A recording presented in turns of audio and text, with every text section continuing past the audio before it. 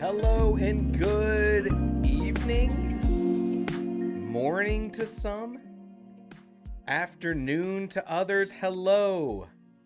Hello, Kaylee. Hello, Bra. Hello, Foray. Hi. How's it going? How's everyone doing? Guys, we only have a couple more days until November starts. Marcos, hello, hello. Only a couple more days until November starts. Marcos, are you doing any writing for November? I forgot to ask. How's our music looking? Looking good. 2 days until I can start. 2 days. Today I'll walk you through how to use TrackBear. I think that would be good. I'm writing every day. My man, let's go. Love it. Then I hope you also write every day in November, you know? Hello, everyone. I got some green tea for a pick-me-up. You know, in the past 2 live streams, we had some technical issues, and it's all been because of this little guy right here. The Anchor brand. I thought I could trust you, but instead I have some old dongles that I fished out of some cabinets and drawers trying to find them. Drawers as in like storage units, not drawers as in like pants. And so now, hopefully today, everything should be good. No more cameras and mics cutting out. Hopefully. Was that a USB hub? Yeah, there's so much equipment that goes into doing this kind of stuff. And of course, Apple's like, you know what? You know what would be really user-friendly? What if we designed our laptop to only have 4 USB-C ports?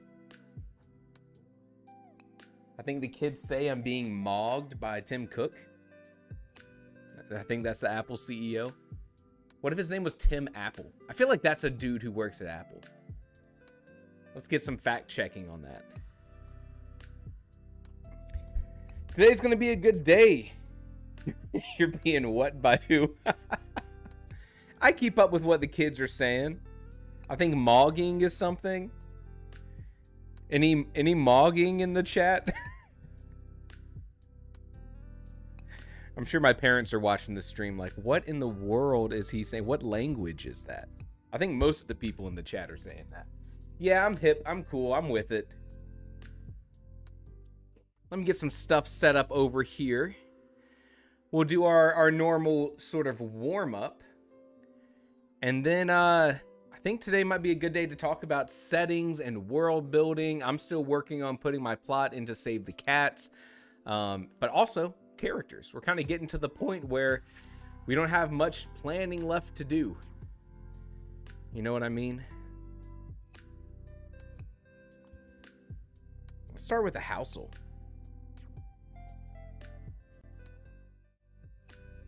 Mogs like Barf from Spaceballs. What a pool. Wow. You know, it's one thing to reference Barf from Spaceballs, which there is going to be a Spaceballs 2, just so you know, if I'm breaking the news to you. Directed by Mel Brooks. How funny would it be if it was directed by Mel Gibson, right? That would trip everyone up. But not only pulling Barf from Spaceballs, but the species of animal / alien that Barf is. You're going deep in the well, Kaylee, deep in the well. Thrifty Thursdays is the theme for Household today. Search for Spaceballs 2 yet. They haven't done it yet, I know. One of the great bits in slapstick comedy. All right, Thrifty Thursdays. So I'm assuming this house must be cheap, right? As opposed to like the $6 million Florida home that we saw the other day. It's in California. It looks like it's like a ranch. Is this the only home on here? There's no way we're talking this is like a $300,000 home, right? This is still going to be millions of dollars, right? Too low. Okay. It's still going to be millions of dollars. What do they mean thrifty? In Pioneer Town, California, 52 miles to Riverside. Wait. Wait a second. Okay, hear me out. I don't think this is a house. I think we're buying an entire town. This does not look like the same kind of place. I kind of just want to see more. Thrifty in California is probably going to be over 500K. I bet this also comes with like hundreds of acres of land. Let's put it at 700,000. I still don't quite know what they mean by thrifty. I don't. Is this Sarah Gordo? Whoa, who was expecting this? Dang. Hold on. How do we go from living in this place to living in this place? I gotta switch up my guess. 720 square feet. I think we got that. Willow, you joined us at the perfect time. We're very focused on our writing. We'll get there, I promise. Okay, we know it's got to be more than 700,000. Okay, so we're way up there. Let's say 2.5 million. We're buying a whole California, an abandoned California town. Maybe. Too high. Hey, boundaries. Time to guess a million. I should have guessed a million. Too bad, too bad. This is pretty. Okay. California, wraparound porch, a facade, I think is maybe what that's called. Renovated on the inside. I mean, staged nicely. 125. 1,250,000. Come on. Just looked at Google Maps. Street View is. Bray, how are you so far ahead of us? 1.25 million. Okay. 5 acres. Okay, this is reasonable. I think we're at 5 acres. California, renovated. I mean, what did I guess? 700 was too low. I think I'm pretty close though. I think I'm at 850. Too low. Okay, someone convinced me. Wall-mounted toilets. Dang. Dude, they're living the life. Putting the toilets right on the wall like a men's public bathroom. Shout out urinals. Doing a lot of heavy lifting in the past couple decades. Willow says got it in 4 guesses. No spoilers. No spoilers. I guess I got to go flat million. I think I'm going to hedge my bets to 950. If I'm paying $950,000, I don't just want my toilets wall mounted. I got nowhere to go there. I did not play the game. I just went to Google and looked for the town. Wanted to know what type of town I could buy. It was 910. If I went to a friend's house and their bathroom has urinals, they're not my friend anymore. Yeah, look, they're efficient. Keep up. This is on you. Keep up. Urinals are about efficiency. This place has a bathroom outside. What do you think of that? You thought the toilets were mounted on the wall inside? Oh, that's silly. Okay. Let's do a quick fly around since Frey said the street view was pretty cool.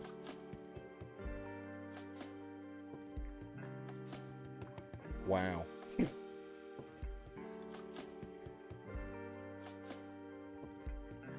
All right. I don't know how to parse this. It just looks like dirt. Okay, come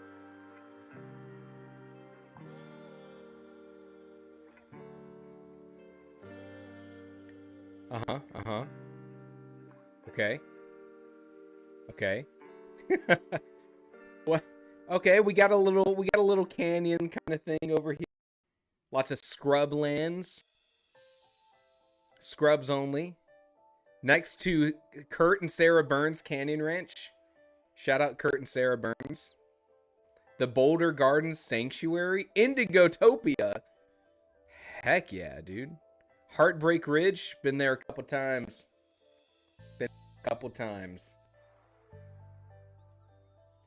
Bill says this place looks a little of California. I think Google Maps doesn't do it justice. Where's the town I got sent to? Where is the town you got sent to? Where's Pioneer Town? Frey, I think you got bamboozled. There's some stuff over here. Baldwin Lake. I kind of like that.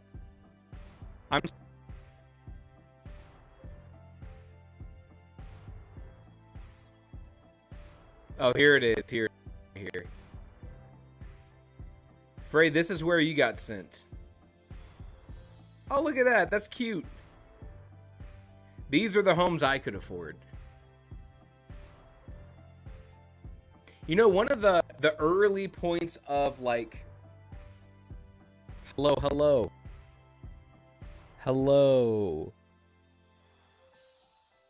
Maybe it's not the dongle I had. Maybe my thing's shorting out.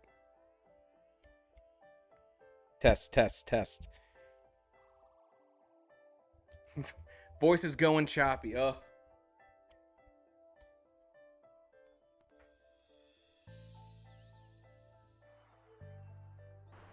And thus we go back to the laptop mic. Okay. We make do.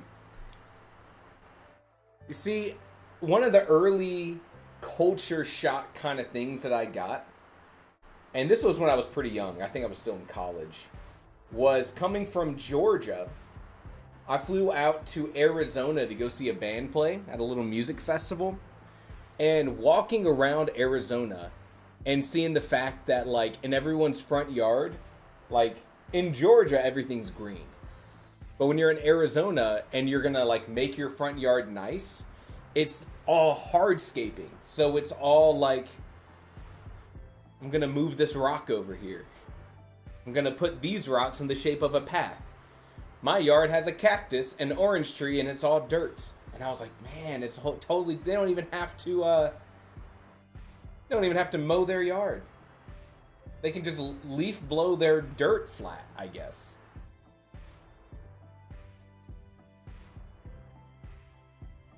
So it must be, I just see your comment there, Kaylee. It must be something with this microphone. It was kind of a cheap microphone. The stand is kind of sick, though. So maybe that's something to replace. Animal Crossing, but you got to settle for rocks and more rocks and the occasional flamingo. And orange trees. They did have a lot of oranges there. To be fair. Okay, cool house, I guess. Not my cup of tea, but cool house, cool house. And then let's hit a quick time guesser, and then we'll get to some dedicated time to plan our stories. I won't spend as long on this one. I'll try not to, at least. Matinee today. In my head, this always says manatee. Mondays, Xylon. Gamble Rogers. That's what they call me. Alright, this has got to be old. That name looks familiar. Why can't they tell me matinee today on Wednesday in this month and year? That would help me out a bit. No dates at all. Steve Goodman, sounds like a good guy. April 13th, I'll be there. All right, nothing to go on here. Oh, man. I think it's fair to say it's in the U.S. I'm thinking this is going to be California. Throw it in San Francisco. San Francisco. No. That would be too populated. Too populated. Can't be San Francisco. That's crazy. You guys are crazy to even think that. San Rafael. 1954. 1975? What?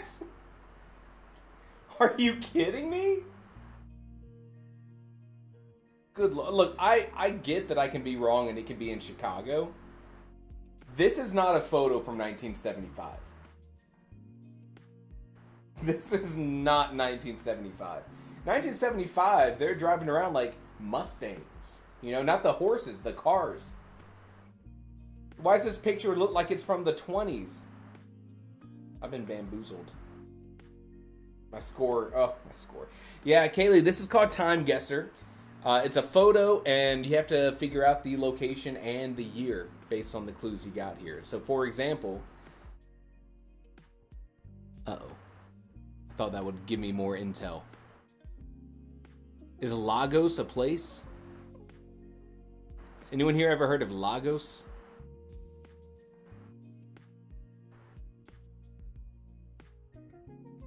Yeah, very true. Very true. Lagos is in Nigeria. Clutch intel. This is my least favorite part of playing this game, is everyone watching me try to figure out where a specific place in Africa is. Hey, Lagos. There we go. There we go. Oh, shoot.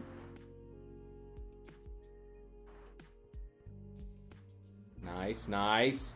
Clutch, brah. Clutch. Now, here's the thing. Normally, my best hint for big group photos like this is someone wearing like a soccer World Cup shirt or something. Okay. Okay. I feel like we're in like the 2010s maybe. 2010s. Anyone got a World Cup shirt on? That would help. That would help me out a lot. I don't think there's anything here to help me. I'm going 2010s. We're moving on. Let's go like 2015. 2016, 5 kilometers away. Hello, let's go. Hello, Phoenix. I'm glad you came in to see that. Next one. 2 more rounds and then, or I guess 3 more. Yeah, 3 more rounds and then we're off to writing. All right, all right. Dang, look at that guy's cheekbones. Look at that jawline. Holy crap. They were built different back then. Yeah, built different back then. Okay, all of these people look astounded that someone's taking a picture with a camera. So we gotta be early in. Oh, I need Frey. Frey, what language is this? Holt Post, that feels like German.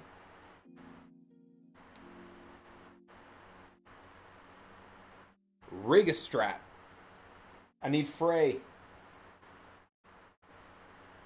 Wow, that's crazy. Not German, confirmed, not German. Look, I'm right now I'm looking at this and I'm thinking this is like a coal miner union strike back in the 30s, early 30s. Now the question is where? I'm not good with European languages, but it's giving Dutch.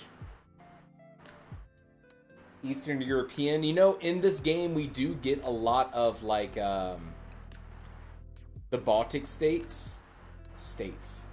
They're not called states over there, are they? We get a lot of Poland.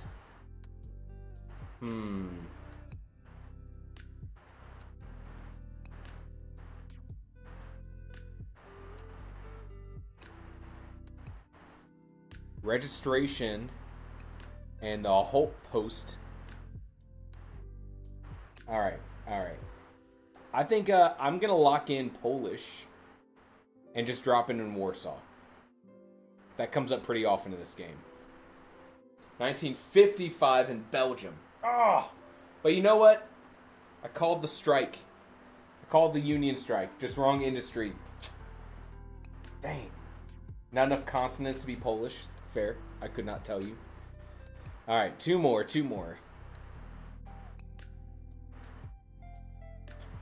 Suvremena. Okay.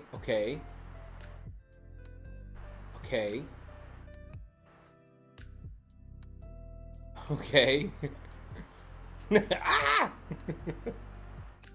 This is like when I have my picture that I put up on chat or on stream.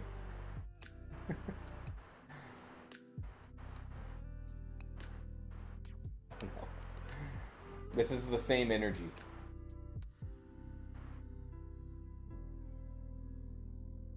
Okay, we're at some big industrious city. We got, this is definitely...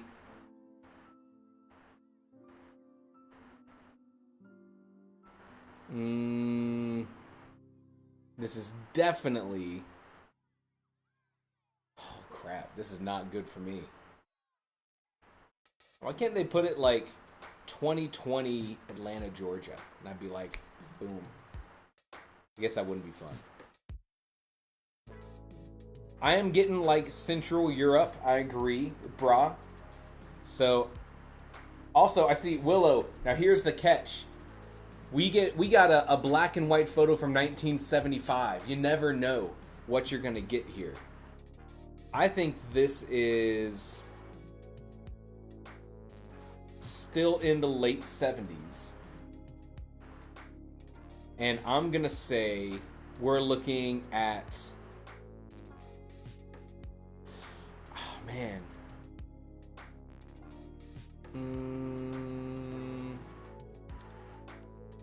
I cannot decipher the language here. I feel like... I don't want to look at the chat. How are we feeling about Luxembourg?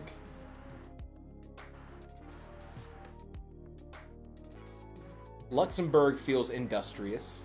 1977 Luxembourg, come on. Croatia. Ugh. Dang it, Frey. Dang it, Frey! Ugh. You know, too much. He knows too much. You guys are good at this. Alright. Oh, you know what? Okay, first off, right off the bat. Oh, you cannot fool me. I even know where it is on the map. Yeah, it's a good day. It's a good day. Cork Corporation, sick name. Oh, are we in Cork or are we in Dublin? How far away are they from each other? Isn't Cork like a... Is it a city or a county? Where's my Irish friends at? Where's Cork at? I know we're in... It says Dublin Fire Station, but it says, I guess, Cork Corporation. But I know there's a place named Cork in Ireland. I think we got to be... Here, I'm going to get closer in here. We got to be at a big bridge. Either one of these two.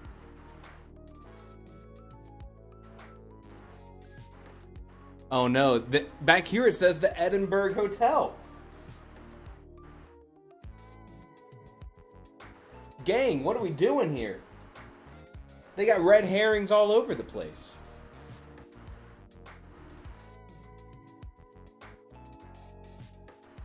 I choose to believe that there would be an Edinburgh,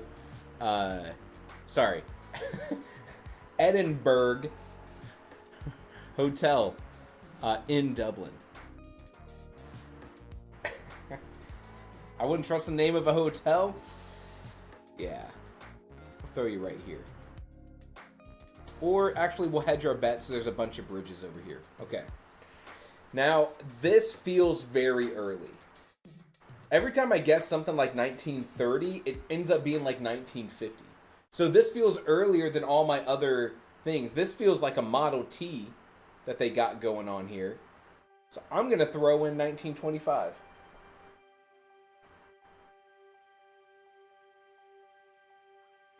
Firefighter...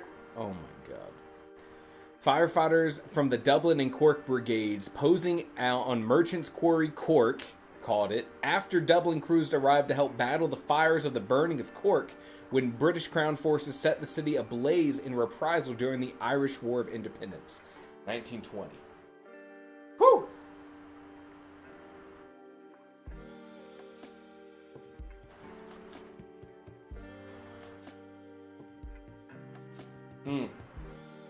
That was a tough one. That was a tough one. Not my best. I feel like I'm normally landing around 35,000 points. Not my best. But always fun. Always fun. All right.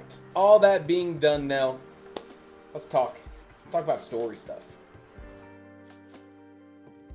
Let's talk about some story stuff. All right. So let me tell you what I'm planning on doing today. I'm still working on distilling my plot down into the Save the Cat. This is the wrong project. Hold on. Everyone just calm down. Hold on. I'm still working on distilling my plot into the Save the Cat. But I thought in the meantime, it might also be beneficial. This is something I can do on the weekend, kind of like I can be watching TV and I can work on this. But I thought it might be beneficial to also spend some time today, at least this is what I'm going to be doing, focusing a little bit on world building, developing the setting, and then kind of trying to figure out, are my characters placed exactly where I need them to be in the context of the story. So that's some of what I'm doing today. Lantern Valley, huzzah, welcome, welcome. Kayla says, I'm currently trying to convert mine to Save the Cat as well, but I'm running into some trouble with the pacing and the timing of beats. Kaylee, my advice to you would be, let Save the Cat be a little flexible. Remember, it's going to be a guideline. And I think it's a good guideline to use, but like, don't be too worried to nudge certain beats around, change some of these percentage values. While the targets, I think, are actually spaced out pretty well in Save the Cat. For those who remember when we were talking about Save the Cat, a plot framework that has percentage marks for when certain story beats should fall, according to your total word count of the story, to keep everything on pace. I don't think you want to fret too much about the word counts. It's a good guideline. My catalyst happens so early, it happens for a lot of other things. And now, if you remember, the catalyst in the context, and actually here, I can pull this up on screen here. Let's see, I think I have... What do we say about the catalyst in here? A single scene beat in which a life-changing event happens to the protagonist and catapults him or her into a new world or a new way of thinking. In other words, after this moment, there's no going back to the normal world introduced in the setup. I do think that the catalyst needs to... You know, your catalyst is kind of your inciting incident. And Kaylee, if I remember from what we were talking about to your story before, it's the fact that you kind of have a lot... I feel like when you were telling me about your story, it's kind of weighted to the front with a lot of, you know, focused action in the beginning. So the catalyst coming 10% into your story, I almost wonder if you... I don't know if you're trying to work that catalyst into the action part of your story, or whether it can be a moment that follows the action. And I'm going to be a nerd here, and I'm going to pull an example from Mass Effect. Do we have any Mass Effect fans? Do we have any Mass Effect fans in the chat?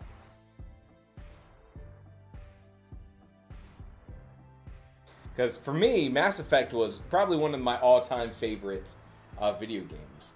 The catalyst in Mass Effect, right? We have the opening of the video game, and of course video games are going to be paced really tightly so you're engaged and having fun and being hooked right off the bat, just like how we want our stories to be. In Mass Effect, the catalyst happens after all the action. Mass Effect fan here, let's go! So you have your big opening to the beginning of the game, and you have this intrigue and everything that happens. And instead of the catalyst being something that's a result of the action, like maybe something like... I'm trying to think of what's another kind of catalyst that would result from action. Maybe something that would happen in a big battle. The catalyst follows the action when Commander Shepard... Great Commander Shepard. Commander Shepard is trying to get visibility on the bad guy and convince everyone that he's bad. And it's in the diplomatic, political things that happen following the action that the catalyst actually kicks off. Commander Shepard joins the Spectres. I won't bore you with the details, but it's sick. So I almost wonder if how your catalyst needs to maybe follow that opening action. But you know your story better than mine. I'm just throwing out some ideas. Phoenix Drone says... Oops, sorry. Phoenix Drone says... When did I see that? I usually don't use plot frameworks because I have to start forcing story beats. I find that they're usually better to be used only when you don't already have a plot planned. And I think that's a pretty common thought, Phoenix Drone. I think that it is also totally valid. Totally valid. But I think one of the big mistakes people will fall into with using plot frameworks is thinking that they are rigid when they are flexible. So like, I kind of think when I'm using a plot framework, whether it's really detailed like Save the Cat, or whether it's less detailed like Dan Harmon's Story Circle, which is just 8 points, it just kind of like gets you on the right path. And that's also why I think, Kaylee, you shouldn't worry too much about the thing. Also, Kaylee, I just saw that you said you don't have setup. The setup here as in front of your catalyst. This is a hard thing about Save the Cat. The setup is actually the overall. It's the opening, your theme stated, and catalyst is all organized under the section title that Save the Cat gives it, which is setup. It's not a specific beat, but it contains basically your whole introduction of the story. Don't get tricked up by that. Because that's the confusing thing about Save the Cat, is like some things are individual scenes where it's like the catalyst is a single scene, but we also have these big ranges that say the entire setup of your story should take 10%, and that includes the opening image, the theme stated, the catalyst, the start to the debate. You know?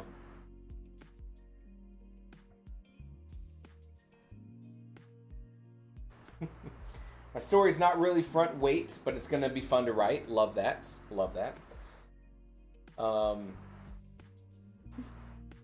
Zinderfall says, I've read Kaylee's Skies of Silicon. Con. Kaylee got mad at me for this one time. Read Kaylee's SOS. That's what we abbreviate it as. Very front heavy, but also that's what makes it great. It hooks you right away, I imagine. The first draft of my story was great at the beginning, and I started rushing to conclude since the word count got way higher than I expected, and I wanted it short. Yeah, so that's a tough one too. I've had the same sort of thing happen to me where I'm like, okay, I'm going to write a 70,000 word story, and then I'm watching that number creep up to like 50,000, and I'm like, I know I'm only like halfway through this, right? And then we hit 60,000, then 70,000, then 80, 90, 100, 110, and I'm like, you know what? Maybe this story is just meant to be bigger. I didn't intend to write something longer, but here we are. That's how I ended up dealing with it. Compromising. Kaylee says, cone, not con. I'm just kidding. She says con, not cone. I loved writing enough that I figured I'd use Nav Nav to fix that boring middle. A great use case for Nav Nav. All right. Here's the deal. We're going to put some time up on the clock. We're going to do our 25 minutes. And I'm hoping to get some character work done. And also just spend some time thinking about how can I expand the setting of my world just a little bit more in depth.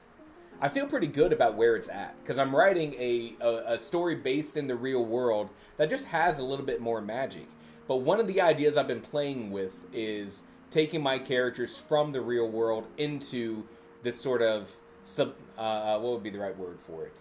A space that's a little bit more than real. Something that leans more to the magical. A place that we can get into and have this cool moment in the story. But I'm not sold on it yet. So I'm also going to be doing some planning on the setting. So that's what I'm working on. Willa says, my story is going to be building up to the shocking big moment, but I'm trying to make the world building less boring. I think I'm plotting it well. Love that. I have a video coming out soon on exposition and taking the details of your world that you've spent so long planning and presenting it to the reader in the right way. So that should be coming out on Monday. Hope you like it. Maybe it'll help. All right. Let's put some time up on the clock and hey, let's do this thing. Let's see if this will work again. Ooh, that's beautiful. All right. A setting is like a place I visited many times with a little bit of rituals and culture stuff. Basically, just modern day Brazil. That sounds sick to me. Never been to Brazil. It would be great to live in Brazil in your story. I love it. Let's do it. 25 minutes on the clock. Dedicated working time. I'll turn the music up and the microphone off. Good luck, everyone.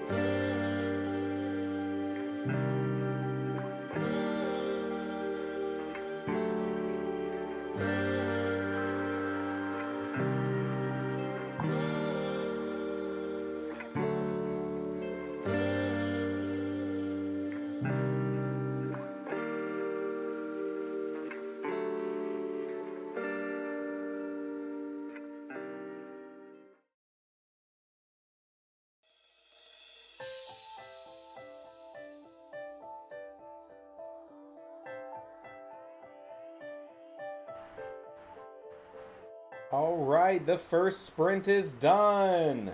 Sprint over. Wow. How's this look when it's on the timer? Wow. All right.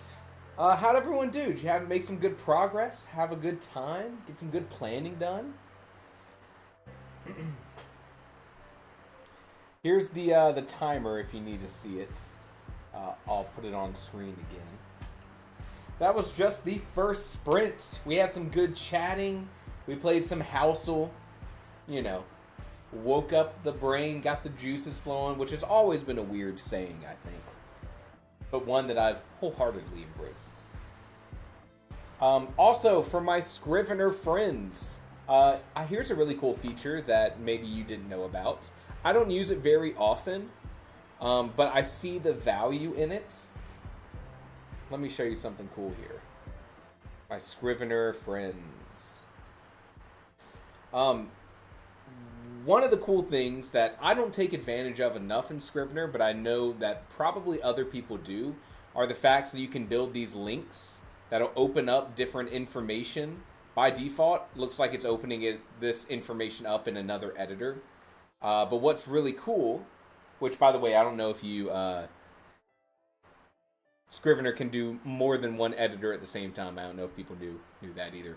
But what's really cool is if you're referencing characters and relationships and settings in your notes, either for the plot, either for characters, whatever the case may be, something that's really cool you can do is you can take something like, let's see, a good example here. Let's go into my plot. That'll give me a lot of information to work with.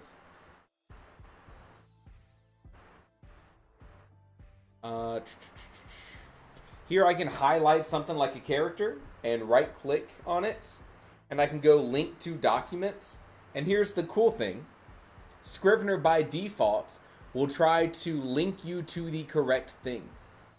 So for example, I've highlighted my main character Devin, right clicked on it, link to document, and it's tried to figure out what I want to link to. I can select the character of Devin. Boink. And now I have this little link. If I ever needed to double check on this or remind myself certain information, I can click on that and that'll pop up on the next screen. So that's kind of cool. If you like setting up links and you like being able to very quickly reference different information and you want to create almost like a wiki of connected information, this is probably the easiest way to do it if I had to guess. Good view. Link to document, Good View, Virginia. Now when I click on that, it's going to open the entire directory over here. I could open it in outline view. I could open it in Scrivenings, where it's going to append everything together. Bam, bam, bam, bam. Pretty cool. Yeah, they call me the Scrivener Pro. No big deal. Yeah, I think this is probably best used. Probably best used if you are choosing to write a story, maybe like Kaylee's, which looks like maybe you already used that feature, where you're going to do a lot of world planning before you start writing, and you're kind of taking this crazy idea that you have for a story and for a world and further developing it, and you want that wiki experience. And I know for a fact you could use this in a really cool way by doing something like, let's say I go into my main character, Devin, and I wanted to do maybe a table of relationships, right? So I could have mother, which is Savannah Lavin. I could have father, who in my document right now is just named Trent.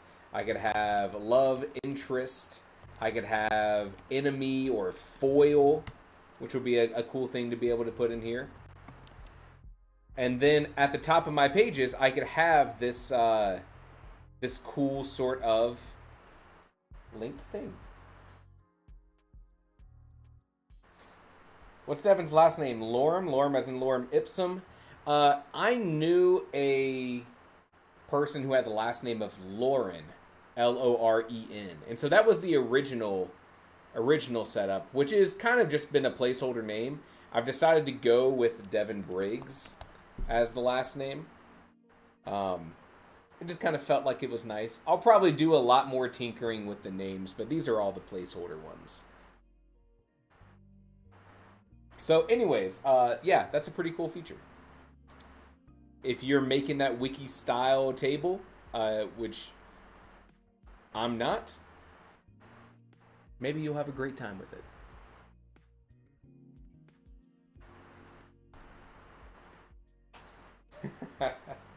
Lorem Ipsum you guys with your Lorem Ipsum jokes. You're in the right crowd, the right audience.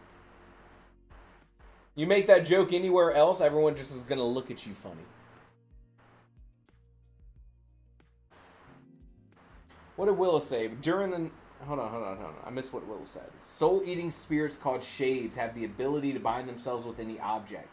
But once they do it, they're forced into that object during the daytime, but turned back at night. I use that feature so I can have a tiny excerpt showing a character's voice and mannerisms up on side while drafting on the other side. Hey. Yeah, I'm a big fan of the... I'm a big fan of the split view, by the way. I especially use that when I'm doing my second and third drafts and everything. POV, you make that joke in public. POV, first person. Thank you. Thank you. Tiny text, low res stream. Low res, but high quality. All right. I've decided to go through and just sort of do a document where I'm just putting a little bit more focus in world building, kind of expanding on certain ideas. I think you read Kaylee's message instead of mine. Probably. Oh, I see. But during the night, they gain different powers depending on how powerful they are and what object they bind with. There we go. That sounds like a lot of fun.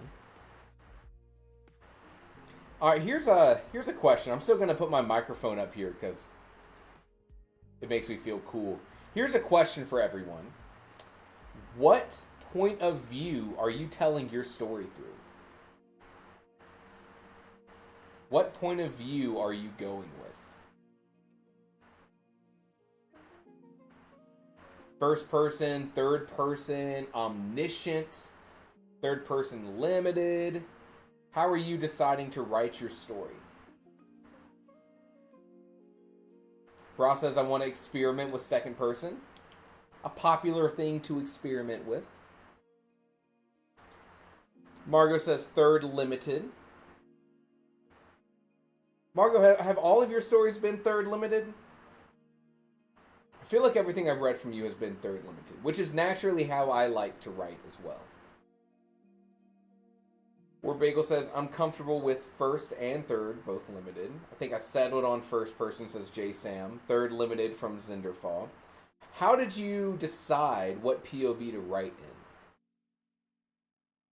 Did you just decide you wanted to write in third limited or first person because that's naturally how you tell stories? That just feels what you're most comfortable with? Or was it because you were making a decision based on what you think the story needed? Obviously in first, I usually do third. First person with 3 POV characters.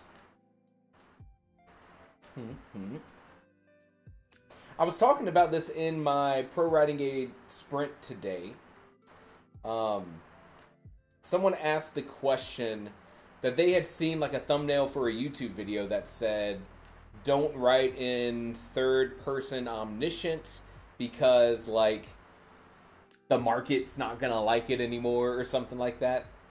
So we got on this conversation of perspectives, and it was interesting hearing some people saying like they had heard rumblings that like the younger readers are only choosing to read first person and not third person, and someone else said that like, you know, third person is, you know, better than first person because of X, Y, and Z.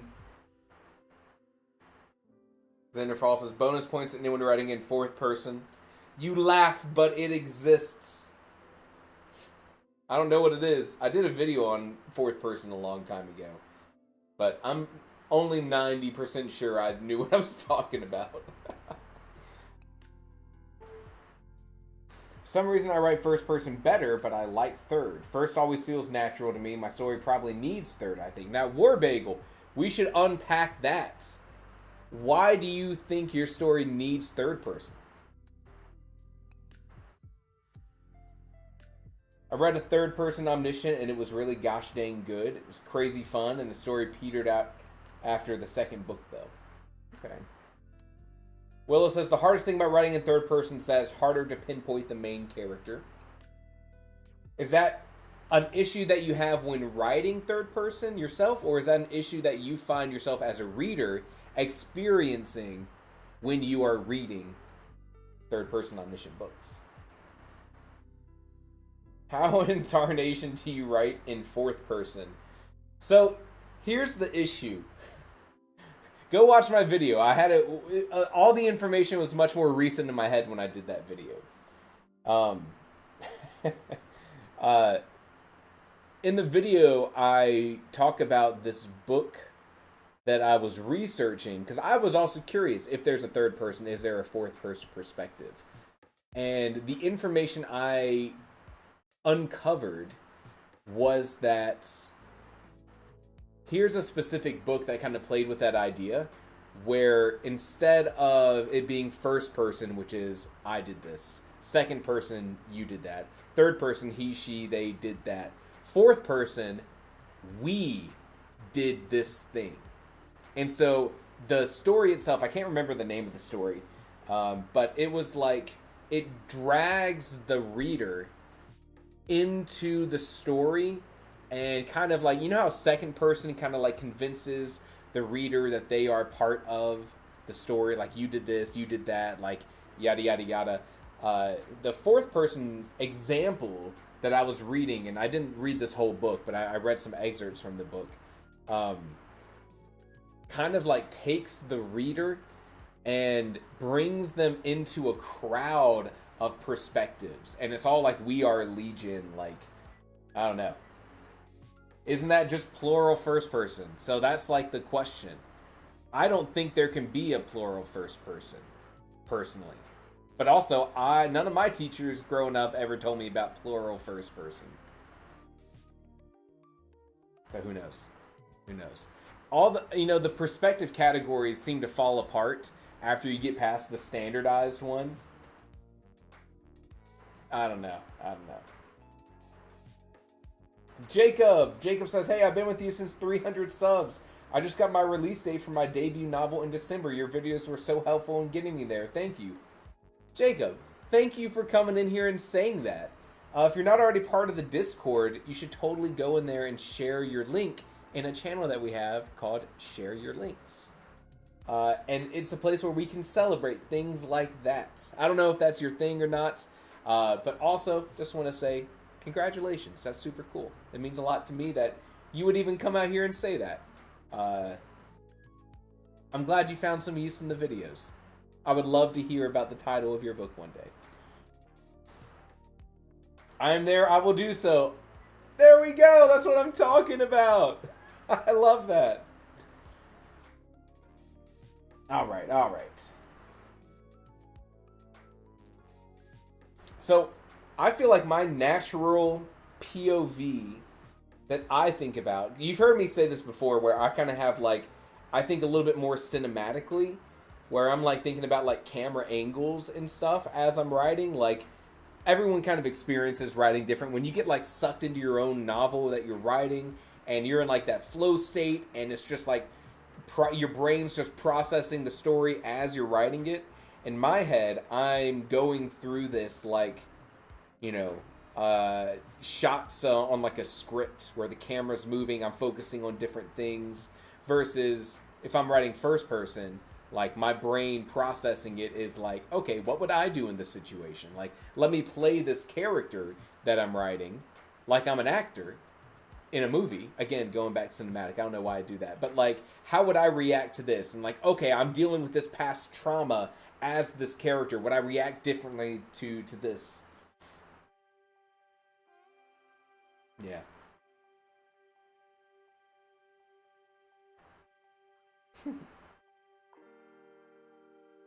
What did Willow say here? Congrats, I've always wanted to create one. I have a long way to go. I'm only 2.5 years into my writing journey. And you know what? 2.5 years sounds pretty good. Hopefully, you'll be writing for the rest of your life. You'll be writing a lot of books. All right. Let's do some dedicated planning time. Let's go! Here's a scene in my streaming thing I have. It's called Big Face. Let's go! This may be the wrong motivations for writing in third, but I feel like the book is too big, and I don't really know how to feel out the MC's inner experience without just narrating it if I use first person. Obviously, second person as a present side character.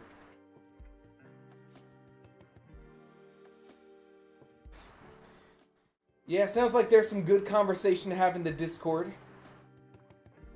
about perspective stuff. I don't think that there's any correct answer on how you choose to write your story, but I do think that there are strengths and weaknesses of each point of view. I think that's, you know, a pretty common thing to think. So yeah, I was just curious. Thank you for talking with me about it. I don't know any way to end this section of the video. Let's go do some dedicated writing time. How about that? 25 minutes on the clock. Let's do it. I'm turning the music up on a Thursday.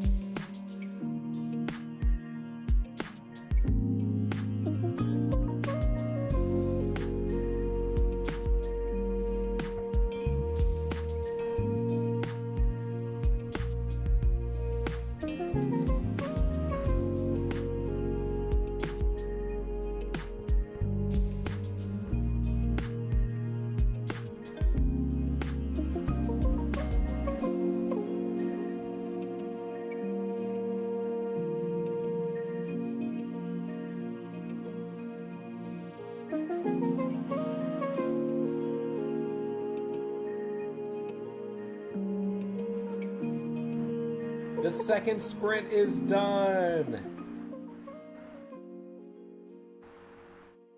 And I have the saddest dog in the world over here who just wants dinner. That's all she wants. She says, please, please be done with this and come feed me. How'd everyone do? I know. Nice tree. Thank you. That's why I have it on screen. I need everyone to acknowledge the tree. It's a good tree. I've seen a couple trees in my day, and that's a good one. I'm sad, angry puppy, for real. I'm a little stuck at how I want to orchestrate the next scene. Oh, I love talking about things like that. Will, give me some context. We'll see what we can do. In the meantime, I don't know if you saw me doing some Scrivener shenanigans. But I was going through here and building out a couple key places that I knew had to exist in my world at some points. But I hadn't really documented anything out yet. I even pulled up the Scrivener manual because there was something specific I wanted to see if there was a shortcut for. And that was if I can just highlight something and instead of right-clicking and going to link to document and clicking the suggestions, if there was just a shortcut I could press that would just do that automatically. And it turns out there is. If you hit Command L, it automatically tries to figure out which link you're trying to create. And you can hit OK. I wonder if you can just hit Enter. But as long as you're highlighting a word that exists somewhere in your project, it's super fast, super easy. So maybe I'll start using that feature a little bit more. Oh, heck yeah. Pretty cool, pretty cool. Also, Slothman. Hello, welcome. Kaylee, some nice words about looking at my screen and seeing cool things. I appreciate that. There's so many Fae stories these days, you don't see many gnomes. And I think there's a reason for that. Hard to get excited about an idea of, something like a gnome. The inspiration for this story, there's a campground fairly close by to where I live, and me and my wife were walking our dogs there, going through some of their nature trails. And then as we were leaving, I was looking around and I was like, this is such a cool little community.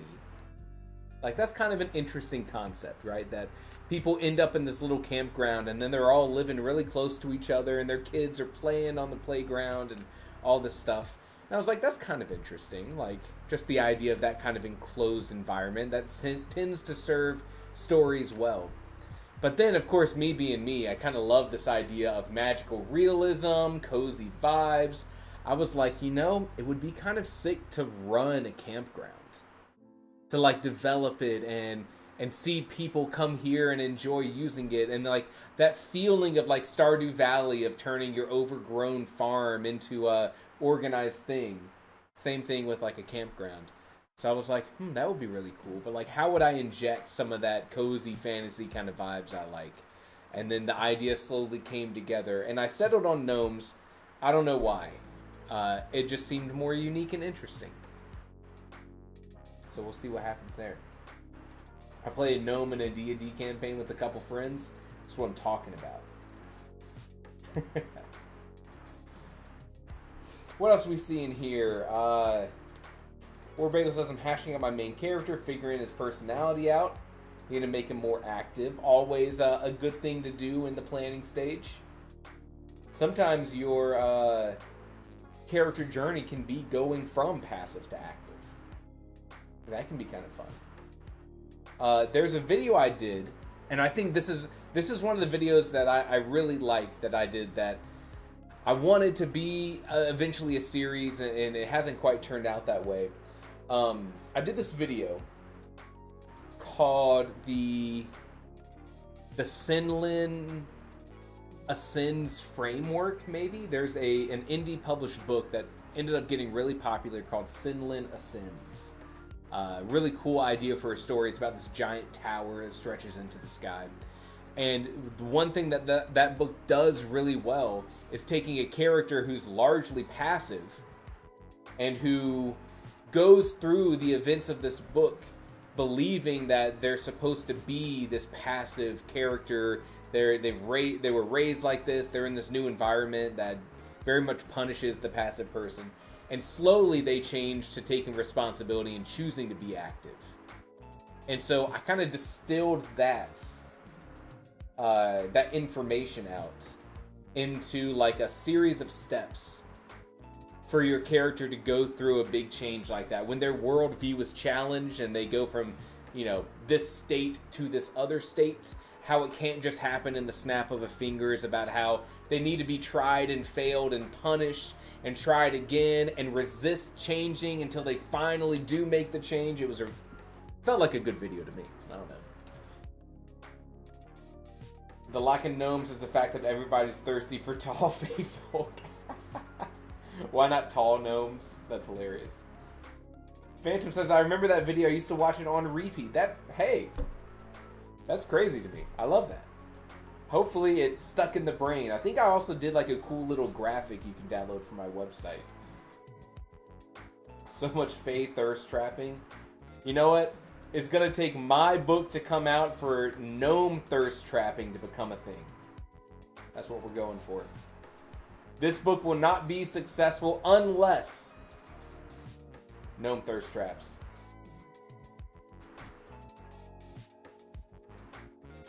All right. Did you say you had a video?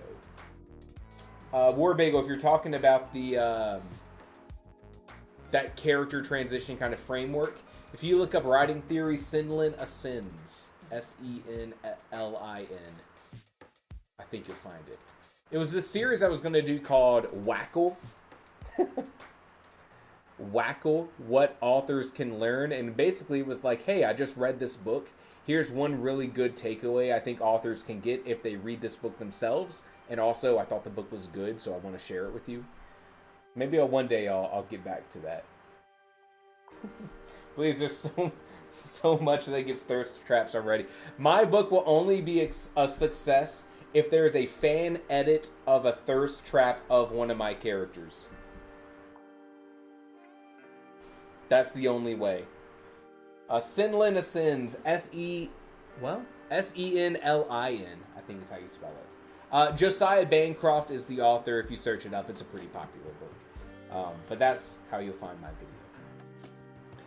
video. Bra says, I've never been into the whole Fey, Gnome, European folklore thing, but I'm into a very different niche, the whole cozy fantasy thing y'all have going on. Cozy fantasy is definitely something I've grown more interested in, which is, like, in this book, I'm not writing an epic fantasy, but I'm trying to ground the story in a way that's a little bit more relatable than, here's someone who's the chosen one going on this big quest, which I love stories like that. But I don't know why. In my head, I've kind of like landed on being really drawn to the idea of, like, this book that I'm writing here, this gnome one, definitely has more of the, like, it definitely has more stakes than the Starlight Farms Kennel for Talking Dogs. That was cozy fantasy in essence. I would actually call this one closer to magical realism, which, I mean, we're just pulling hairs at that point. Like, running a campground's very grounded backdrop to a not-so-urban fantasy. I also think I'm kind of rebelling against urban fantasy. That's a good way to put it. I'm rebelling against urban fantasy with rural fantasy. Something that we can all easily pronounce. You must know Rule 34. You don't have to bank on it for success. It will happen, rest assured. We'll see. We'll see. Why not tall gnomes? That cracks me up. Also, I was cracking myself up while I was writing because a long time ago when I was planning out the gnomes that are going to be in this story, I named a character Omalgus. And it just cracks me up to write it out. Honestly, though, I think it's a sick character. A sick character name for, like, the old, elderly, stoic, traditional leader of the gnomes, the elder of the council, Omalgus. It just makes me laugh so much. Especially when it's paired up with like Figwig. Oh man. Look, make yourself laugh while you write. You'll have a way better time. I also realized I had named a character Bessa, one of these gnomes, but I also have Becca as like the love interest, and that's probably not gonna fly. So we're definitely gonna have to switch some names here. Also have a character named Chubb.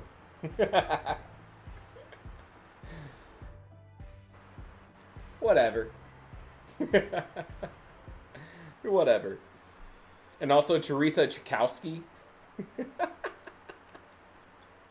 So good, dude. Used to be Teresa Hammond, and then I changed it.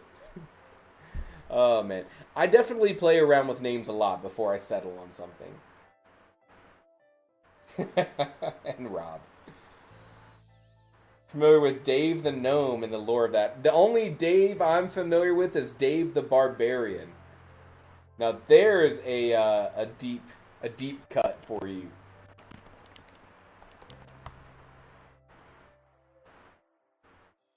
Any Dave the Barbarian fans?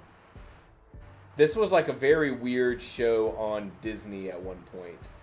I think I was already kind of getting a little too old for the show when it started to get popular. But I do remember watching some of it. I mean, this kind of encapsulates everything. Thinking quickly, Dave constructs a homemade megaphone using only some string, a squirrel, and a megaphone. So good. Among Us. Do yourself a favor and look into Dave the Gnome. It's like a whole masterclass on world building for tiny people. What the heck? I guess I need to if I'm doing a story that has gnomes in it. Look, I didn't choose the gnome life. The gnome life chose me. All right, I hope you guys had some good progress today. We're able to make, some planning, get some writing done. I had a great time. I got some good work done, and I'm thrilled with it. We have one more planning live stream. Hold on, let me put this on my big face scene in OBS. We have one more planning live stream before Monday, and we are firmly in November. And from that point on, I will be a little bit more strict about the amount of time we have riding, so we'll be doing more sprints, and sometimes we're just kind of hanging out. Number 2, I will start adding my words to TrackBear, and I encourage you to come do it with me. It's super easy, it's free, you do need to make an account, but TrackBear has not spammed me with any emails. It is a very lightweight tool. We'll go through the process together on that first day and figure out how it works. And that's a cool way that any word that you write, whether it's in these live streams or your own other thing that you're doing, if you want to be part of this community push in November to do a lot of writing, it's like a whole leaderboard. It accumulates all of our words together. You get to see the graph as all of our word counts go up. And most importantly to me, I'm going to be real excited about just seeing like the total amount of words that we can put together, because I think that looks really cool. And I would love to say that all together we wrote 500,000 words in the month of November. I know, that's ambitious, but that would be cool. That'd be cool. And if we got Margot contributing, then all of us who are not Margot only have to write about 400,000 words. So, hey, pretty easy. We got it easy. War Bagel says, how do you guys write so much in 25 minutes? I think once we get in the zone and we're actually doing writing, I think you'll be surprised. We end up doing maybe 3 sprints throughout the 2 hours. That adds up to, 75 minutes of dedicated writing time? That feels pretty good. Who are you going to call? Ghost Riders.